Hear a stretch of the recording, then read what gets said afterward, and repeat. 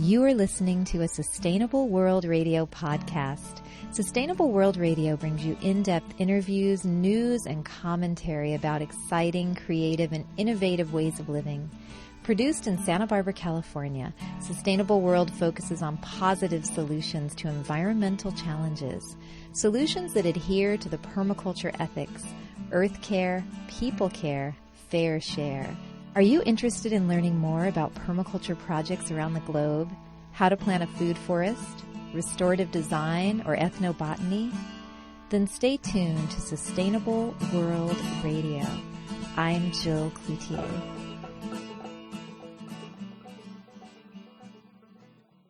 My guests today are Avery Hardy and Kevin Gleason.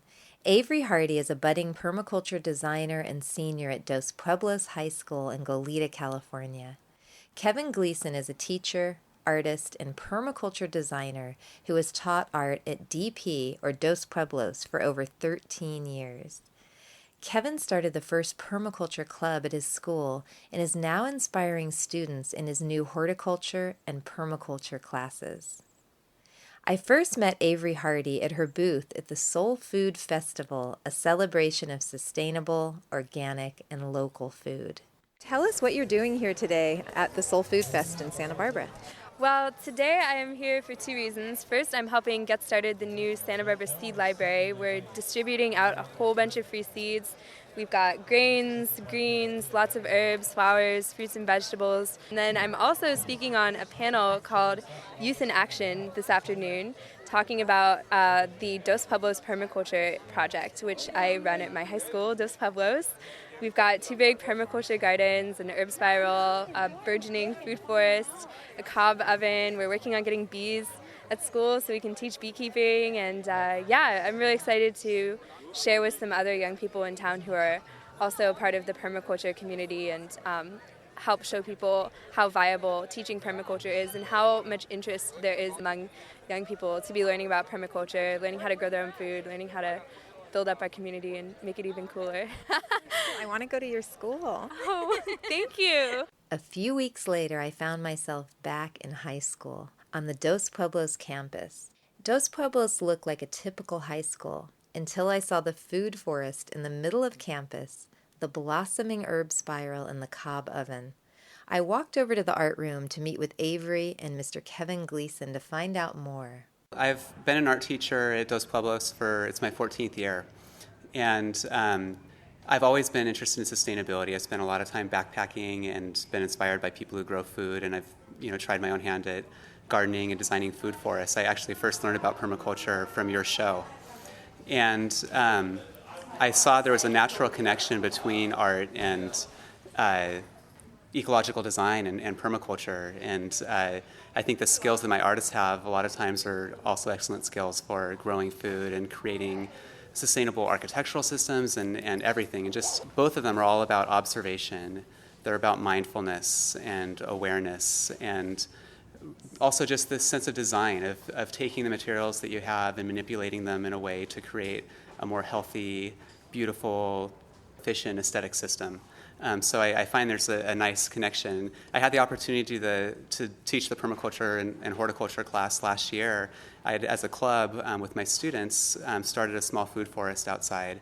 My little brother used to be the AP Environmental Studies teacher, and he always said, "Kevin, you should really teach the antidote for my class." He said, my job is basically just giving all kinds of bad news for an entire year, and I just know that sometimes the way I feel after seeing, I think Al Gore's An Inconvenient Truth was such an important film, but you show that to a teenager, and it's just the weight of doom is on their shoulders, and it feels like there's nothing that you can do. And what I find really beautiful about permaculture is it's about positive solutions, and I see these kids light up when we start showing that there are ways that we can change the way we live and interact with the world and become more mindful about it, and we can create just these beautiful ways of living that are much closer to the earth. So one thing that I like to talk about when I'm first just sort of sharing it with people is just that idea that, we used to think that the reason a rainforest exists is because there's a lot of rain. And then we cut down the rainforest and the rain stops, and we realize that the rain was there because the rainforest was there. You can't have one without the other. And so you have this, this creek that doesn't flow anymore because it's been deforested around it. But what I find really beautiful is you can get that creek to flow again just by repairing the ecosystem that's been damaged. And so that's the big idea that I hope my students take away at the end of the year, is just this idea that nature is something that we've had an impact on in negative ways, but we can also have an impact on in very positive ways. And if they can take that, I think it can be a really bright future. So. Tell us how long the club has been going, and was it hard to get it started at your school? And this is a public high school. Yeah. No, the club was basically, the first year it started, I shared with we have an international baccalaureate program at our school, and I shared with a group of students. I always share, I sneak in, I take my kids animal tracking. We're like weaving pine needle baskets and things like that have nothing to do with art all the time. And so I've always done that. I'd always bring, like, when cactus season came, I'd start bringing in tunas and cutting them open and just showing the kids the food that was around them. It's something that I've always been interested in. And the nice thing about teaching art is it's not so standardized that there's not room for this creativity and sharing what you're really passionate about. And so I introduced my students, I think it was about 4 or 5 years ago now, to permaculture, and they were really excited that year. It was a group of kids that was really into it, and I suggested to them, I said, hey, we have this piece of grass outside that everybody walks across. It was the way the sidewalks were shaped, it was basically a traffic zone. The grass was never doing well. The sprinklers were watering as much of the sidewalk as they were the grass. And I said, would you guys be interested in trying to put a little food forest in there? And they really lit up. They were excited about it. So, it was easy. We dumpster dove for cardboard to do the sheet mulching, talked about swales. We're harvesting water that there's a slight slope to the landscape out there, so taught them about how to catch water that runs off the sidewalks and integrate it into the scape. And we had some plants donated. We printed T-shirts. Avery's wearing one over there that we sold the T-shirts, and that's where the money for the plants came from. And we planted several fruit trees and things like that. So that forest, that's the first one. And I've learned a lot. We didn't know a lot. I had no idea that butterfly bush was going to get taller than the fruit trees. It was a free plant that was given to us, and it's an amazing species for bioaccumulation and things like that, but I didn't know what it was. And so the design, it's interesting, sort of the learning process. We put some things in the wrong places, but I think that's part of the lesson. Me learning along with the students. It's interesting having the class now. I feel this funny pressure to be really good at gardening and really good at horticulture, but I think maybe the best thing I can share with them is let's make some mistakes together, and we'll figure out how to solve them and see what's really going on. How was the administration of the school when you first proposed putting a food forest in the middle of campus? Yeah, there were a few hoops with that. People were concerned. Well, what happens if I leave? They said, what if you leave and there's no one to sort of care for it? And I was trying to explain to them that most of these plants are natives and need very little care. It's going to use less care than the grass that was currently there.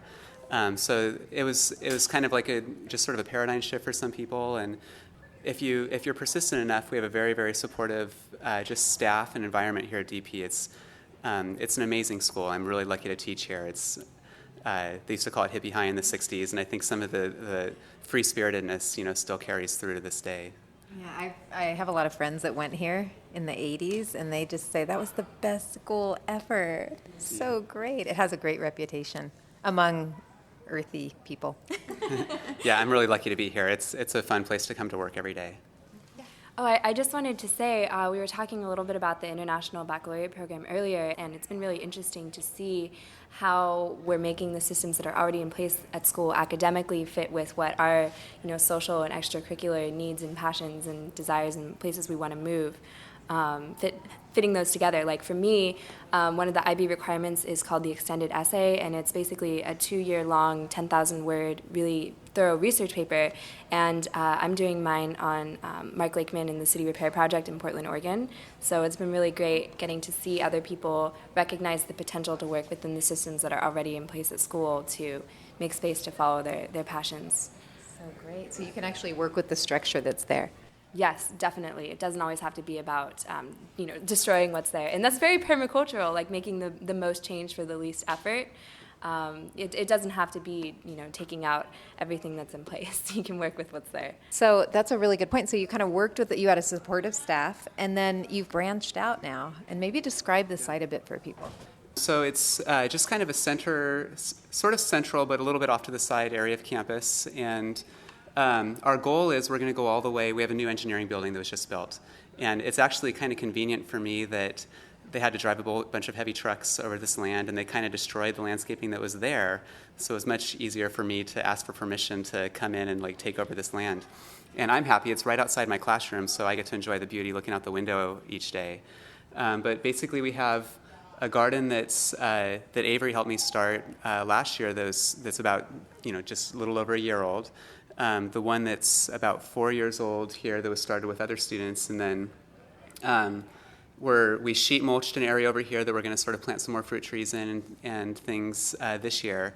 And then we're going to experiment. There's a very large patch of ground over towards the parking lot that we're going to experiment with planting a cover crop and turning it in this year and trying to build soil that way. So we're playing with different ways of building soil. We have some raised beds that we planted this year, and we just planted our first winter vegetables in them. And the woman who is in charge of our new food services program at the school has come to me and asked if we can grow some herbs for the kitchen and stuff. So we'll be starting to produce some food for the school in that way as well. Would you say that the garden and the permaculture course and the landscape design course have really inspired students? Yeah, definitely. I can see that. I just think, just talking generally first, with education, piggybacking on what Avery was talking about with finding that space for freedom and exploration within what you're learning. I think it's, I feel for a while education got so standardized, and we're, as a culture, recognizing again with some of the new Common Core standards, I don't know if you're familiar, that are coming out and stuff, the importance of really having room for children's passion, students' passions, the ability for them to really find what interests them and have real life, applicable sort of projects and things like that. So this ties in really well. And when we get out there and in this class, 3 days of the week, it's kind of like a science sort of design class where we're in the classroom learning about soil or botany or things like that. 1 day a week, we go out to the garden, and it's just fun seeing them get outdoors and get their hands dirty. And, when you have several 15, 16, 17-year-olds out there willingly shoveling mulch, in the heat of the sun at noon, it makes me feel really good. They're excited to see this project and see something that they're making with their own hands. And, students like Avery who are taking it to the next level, just knowing that people like her who really, really have such a clear understanding of ecology and the big picture, and such an articulate person like that, that knowing that these students are going to be going out, it's really gives me a lot of optimism for the future. 1 day a week, we also go out and we do nature awareness type activities where yesterday we were learning about the 4 directions, or we'll go out and harvest acorns, or play just sort of little scavenger hunt type games, or do Thanksgiving sort of addresses, and just activities that basically are recognizing some of the patterns and changes in nature. And I feel for the students, a lot of them, that seems to be their favorite day. It's something that's sort of missing these days. It's just that chance to go outside and sit under a tree and really look, pick up the leaf litter and look at what insects are crawling under it, and to climb around, and the things that I think kids used to take so for granted. These days we live in such a time when they spend so many times looking at screens, or learning from an iPhone, and getting information digitally. There's a really authentic feeling, and I can see students that sometimes aren't that engaged in school really kind of seeming to get really into what they're doing. So Avery, did you want to say about how these classes and Mr. Gleason have inspired you? Oh my God, yes. I owe probably 90% of my interest in permaculture and my, commitment to furthering that interest to having a vehicle at school and someone who's passionate with which to explore these ideas. Because at least for me personally, I was, had the lucky serendipitous chance to be around a lot of other young people in Santa Barbara who were interested in permaculture, but coming into that interest, it felt a little bit at first like there wasn't going to be a way for me to take that, extracurricular interest and make it into something that I could seriously explore. But then recognizing that that option already existed at my high school, my public high school, was like incredible and so empowering to see that with just a little bit of commitment and effort, applying permaculture principles was so effective and could have such a big impact, at least visually, on the school. And over the last couple of years, it's really it's been the driving factor behind a lot of my transitions and changes and thoughts that I have about my future. I probably would have never taken the Sustainable Vocations Permaculture Design Course this summer at Quail Springs had I not already had the background and the space to recognize how committed I was to permaculture. And now that's really having a big impact on me really feeling like this is what I want to make a career out of, having, this background for the last couple of years working on that. So I owe a huge amount of gratitude and thanks to Mr. Gleason and to the gardens here for leading the way for me to explore these interests. That is such a great testament to your work. I just feel really lucky to be here at this school and to work with such amazing students. And I mean, it's not me. It's just I'm just sharing all these things that I've learned about, and just getting the chance to. For me, I'm enjoying it as much as they are. I get to go outside and get my hands dirty and share these things that I really love. So it's just completely fun. Well, it's almost like you can bring who you are into your work. Yeah. Yesterday, it was funny. We had a staff meeting, and they were talking about the kids are taking the surveys to find out what type of career might be good for you, like the personality type surveys. And the name of the survey was "Be Who You Are," and do what you are. Do what you are. I think it was. Yeah. And I just thought of what a great thought that is. Like how natural your work would be and how enjoyable if you're doing what you just love doing the most anyway. So for me, art and permaculture, I'm pretty lucky. Some of the students were mentioning that they actually are going to be doing a PDC. Can you tell us about that? So this course we're in conjunction. It's a dual enrollment with Santa Barbara City College, and I really appreciate the help of Michael Ganella. He's been helping me out, and he's teaching the same two courses that I'm teaching, at SBCC. So this semester it's the introduction to horticulture class, and next semester we're doing the permaculture class. And we'll hopefully by the end the students will have their PDC certificate, and that's the part. That second half is the part that it's like the icing on the cake. That's my true interest. So I can't wait to get to the second semester. But I'm enjoying the horticulture curriculum as well. So do you have any advice to teachers who are maybe high school teachers who would love to start a program like this? I would say that it's probably not as challenging to get it going as you would expect. I think once you put it out there that you're interested in doing it, that was sort of my experience. I just sort of recognized that a bunch of people wanted it to happen besides myself. So it just sort of expressing that willingness, throwing it out there to the universe. Things just sort of happened. I don't know how to say it, but yeah, it just sort of came along. Like you announced it and they came. Sort of, yeah.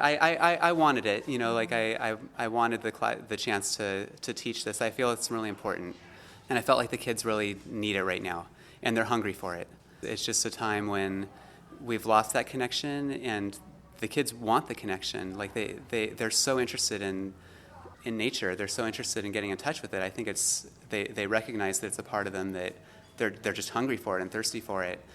And so creating, any way you can to sort of create that environment. And I think there's different levels you can do it on.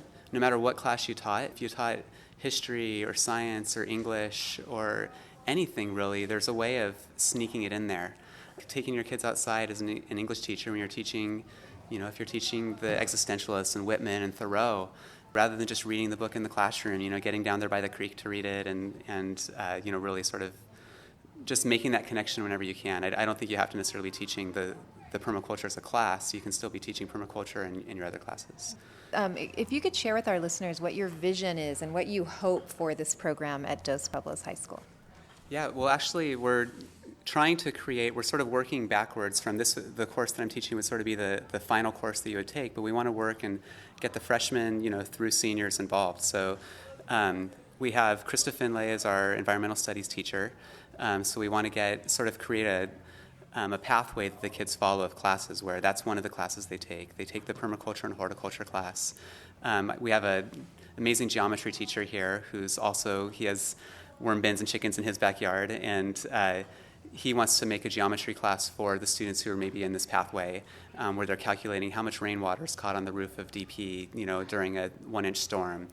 And we have an English teacher who could basically make the readings for the class, reading Aldo Leopold or just environmentally appropriate readings, and sort of making the tying English into permaculture. And basically, we want to build a pathway of students where it's sort of like a school within a school, and we're hoping it'll just expand. I know the garden's going to keep expanding because each year I'm going to need to teach sheet mulching, and so we'll just basically find new pieces of grass to take over. So is there anything else you want to share with our listeners before we close today? There are high schoolers at every single high school across America today who are interested in environmentalism, recognize that there are problems, would like to be active in pursuing those issues, but the access points are sometimes difficult to find. A lot of the people I know who came into permaculture in their early 20s came into it after being in environmental or green clubs at their high school where the key project or point was, okay, let's put solar panels on the roof at school. And those are great projects, but they're very financially inaccessible and they require a huge amount of time and effort. Whereas permaculture, you can work on it, in pieces over time, and there's much less financial commitment involved. That's great. I mean, it's been the perfect way for us to have environmentalism be a part of our Dos Pueblos campus, because I don't know if I know anyone who would want to have the time or commit the time to, trying to get solar panels or doing similar projects. But there's definitely a challenge in figuring out how to communicate permaculture in such a way that people recognize what I just explained and said. So for us, it's been a challenge in terms of finding people's access points. So for example, a lot of people respond to the fact that this is just solutions-based and it has to do with food growing and sustainable agriculture. But not everyone comes in on those points. There's a student in this class, Jasmine, who you were talking to earlier, who has been in Mr. Gleason's class for 4 years, and she brings she brings a very artistic and aesthetically driven side to permaculture, as does Mr. Gleason. And there are people who are coming in from, the green tech side who were in this club before who, are really interested in the solar panels or the solar panel iPhone charger that you take hiking when you fix your nature deficit disorder. And everyone has different access points, and it's definitely a challenge in the permaculture community to figure out how to best communicate permaculture, and it's something that I think we're all in permaculture still exploring, but I've definitely learned a lot just from talking to people and understanding what makes sense to them and where they want to come in. And it's definitely something to keep in mind if you are interested in starting a project like this elsewhere. Kevin, is there anything you want to close with before I leave today? One thing that I like to share with the students or just sort of talk about with them is that they're at this exciting point in their life where most of the students in the class are seniors, and they're going on to college and sort of figuring out what they're going to do. And I like to joke with them when we're talking about permaculture that I'm teaching them ways that they can build their house out of mud and basically, grow their own food and not need anything, and I'm half joking, that they can go out and basically simplify their life and really sort of call into question, what do they need? And with how short life is, how can they live in a way that allows them to really pursue their true passions? And one thing that I share with them is, I tell them, imagine you're, if you were Shumash and you were age 16 and it would be the time for your coming of age ceremony, basically your family would invite you to go on a 4-day vision quest where you would go up into the woods and try and find some space alone to fast and really try and ask for a vision of what it is that you want to do in the world. And my understanding of it, which I'm not sure is true, but is if you find yourself while you're up there, I always tell them, finding a bumblebee with a wounded wing and you patch its wing up and give it a little cast, perhaps your job is to be a healer. If you find yourself sneaking up on a bear and slapping it, you're a hunter. And just really that thought of really trying to find what it is that you truly love to do when you take all the busyness of life away. And I think that's something that as a teacher and educator, like to try and just encourage students to do before they just sort of jump blindly into that path that we're just like, do well on your SATs, apply to college, and get out there. Really just sort of getting our culture to slow down a little, I think, is a really key thing right now. Thank you so much, Kevin Gleason and Avery Hardy. It's been wonderful to talk with you today. Thank you so much. I'm so glad that we're hopefully inoculating more people into the permaculture. Yeah, thanks, Jill. I'm a huge fan of your show, so it's such an honor to be a part of it. Thanks. Thank you. After meeting with Avery and Kevin, I headed to the garden to talk with students about their horticulture and permaculture classes. Tell me what you like most about this class and what you're learning here. Raising bees and really fun stuff. We're going to have our own gardens. And I was like, oh, sweet. I get to go outside. I don't have to sit at a desk all day. I get to go garden. I get to go outside. And I actually get to learn how to help the earth. We have sketchbooks where we keep all our ideas and we can just go outside and sit for a while and draw on them, or just write about a question that interests us about just our environment that we're in, or anything that we were just wondering about at the time, and he'll just kind of just let us have that freedom. And that's nice because you don't have that in a lot of classes, and you don't get to go outside, you don't get to go explore and see everything that you can't see in a room. We really enjoy doing this class. We're really blessed to have this class. It's really great. You get to learn, and if there's anybody that works at a school or something that is hearing this right now, you should really talk to your administrative staff and just, ask them if they can involve this class. Maybe start their own permaculture club. Exactly. If schools around the world are influenced by our process here, that the environment will only get better and better, and people will be well informed about it and try to change it for the better. I've met a lot of people I probably wouldn't have met from different groups, and it's been a really great experience. This class and this club have it's really interesting how it brings everyone together, because it's such a fun experience. But it's also, very beneficial to you, other people, the environment, pretty much everything. I want to say, it's really easy to start a club, or if you just want to get some people together, get a couple of friends, and people won't have the same views as you, but you're not alone. There's other people out there that feel the same way too, and so just to really be able to connect with other people and get together and just make a change, other people see that and then they want to start too, and then they want to start too, and then their friends want to start too, and so it really brings a lot of more people in than you expect. So don't be afraid to start something, or to start a club, or to ask a teacher to help you with something, because it really spreads and it makes a difference. I know. It looks like it's spreading all over campus. It's great. These plants look really healthy. I like learning about the compost the best. And tell us what about it? Just how interesting it is with all the microbes and how hot it gets in there. I had no idea. A few of us took AP Environmental Science last year, and I think, Mr. Gleason had kind of advertised it this is a new class coming up, and if anybody's really interested. And for us, it was sort of a new, it was a segue into it, because environmental science was all about the problems that are happening in the world and how we should be more sustainable. And so we had Mr. Gleason's class, who basically taught you how to be sustainable. And so it was sort of with the problem came the answers. What you can actually do to solve some of the problems. Yeah. Which exactly. Feels a lot better than just learning about the problem.